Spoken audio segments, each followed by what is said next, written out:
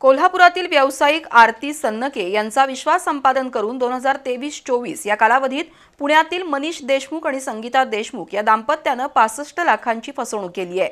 या प्रकरणी आरती सन्नके यांनी दिलेल्या फिर्यादीनुसार शाहूपुरी पोलिसात बंटी बबली विरोधात गुन्हा दाखल झालाय।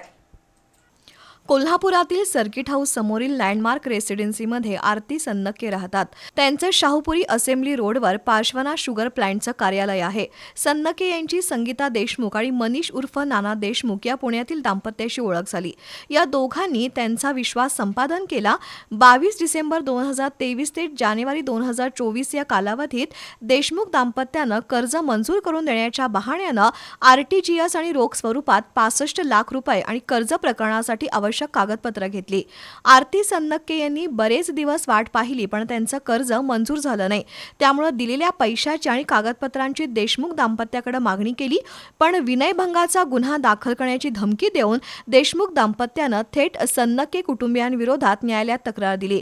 त्यानंतर 9 जानेवारी 2026 रोजी आरती सन्नके यांनी शाहूपुरी पोलिसात फसवणुकीची फिर्याद दिली आहे। त्यानुसार पुण्यातील देशमुख दाम्पत्याविरोधात 65 लाखांची फसवणूक केल्याचा गुन्हा दाखल झालाय।